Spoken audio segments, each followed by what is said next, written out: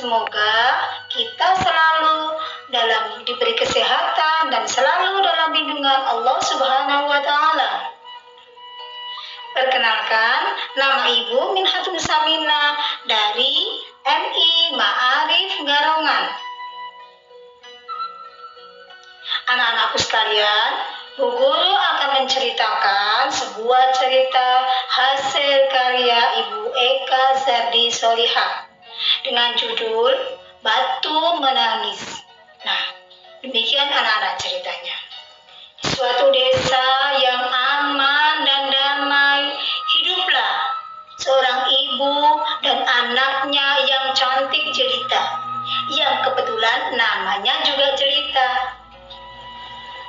Ayahnya yang telah meninggal, sehingga mereka hidup berdua saja di rumah.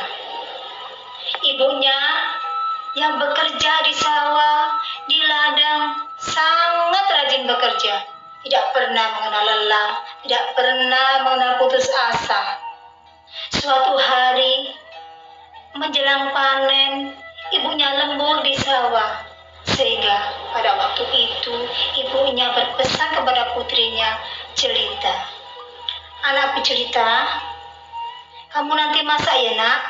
Ibu tidak masak siang. Nanti siang ibu nggak pulang. Nanti kamu masak ya. Apa jawab putrinya? Apa bu? Aku masak. Ibu kan tahu. Cari-cari aku lembut, kulit aku lembut. Bagaimana kalau aku masak bu? Pasti nanti kotor semua. Nggak mau bu, nggak mau. Aku nggak mau masak ibu. Nah, ibunya dengan kecewa tiba-tiba tetap terus melenggang ke ladang. Nah, sampai di sana tetap bekerja keras.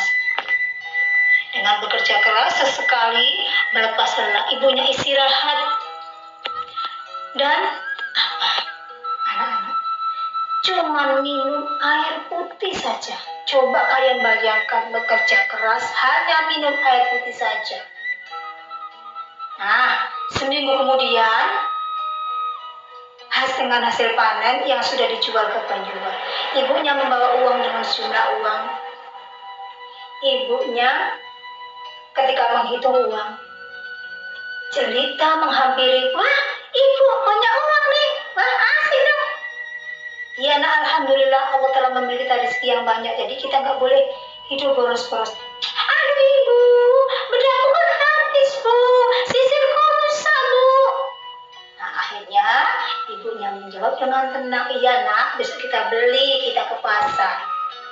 Nah keesokan harinya anak-anak, ibunya dan Jelita pergi ke pasar.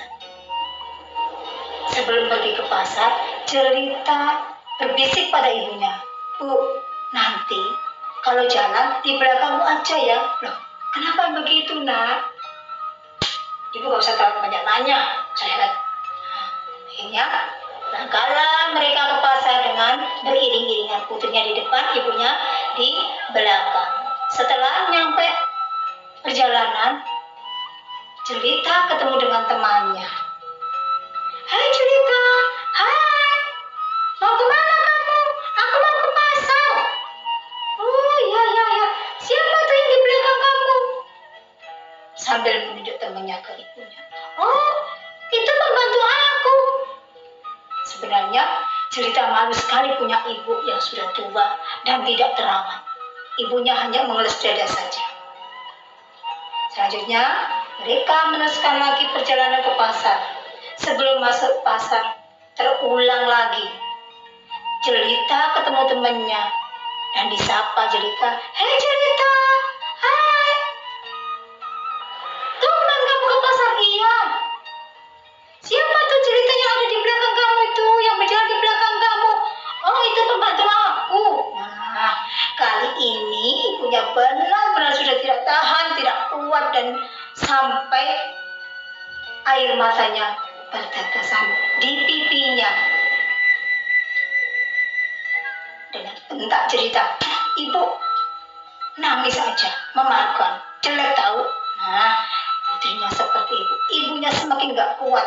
Nah saat itu juga ibunya berdoa minta sama Tuhan, Tuhan, berilah pelajaran kepada anakku. Berilah pelajaran dia sampai dia cerdas, sampai dia sadar. Akhirnya pada saat itu juga Jelita tiba-tiba menjerit-jerit, kakinya kesakitan. Aduh ibu, kenapa ini kakiku ibu? Kenapa ini kakiku ibu? Ibunya pun kaget, tiba-tiba kakinya mengeras seperti batu kaku dan tiba-tiba ke atas. Tiba-tiba tubuhnya mengeras seperti batu. Ibunya pun menangis pilu. Maafkan anakku, maafkan ibu.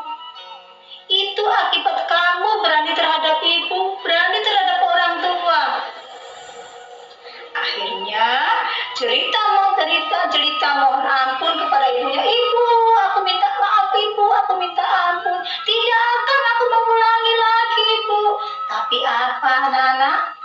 Nasi sudah menjadi bubur. Nah itu sebagai hukuman anak yang durhaka kepada orang tuanya. Nah anak-anakku sekalian, kita bisa ambil hikmah dari cerita buku tadi. Bahwasanya kita sebagai anak, kita tidak boleh durhaka kepada kedua orang tua kita. Kita harus patuh kepada orang tua, kita harus bakti kepada orang tua, kita harus menghormati kepada orang tua kita. Terlebih-lebih kepada ibu kita yang telah melahirkan, yang telah merawat kita, dan telah membesarkan kita. Seperti pada syair lagu Pak Haji Rhoma Irama. Hai manusia, hormati ibumu yang melahirkan dan membesarkanmu.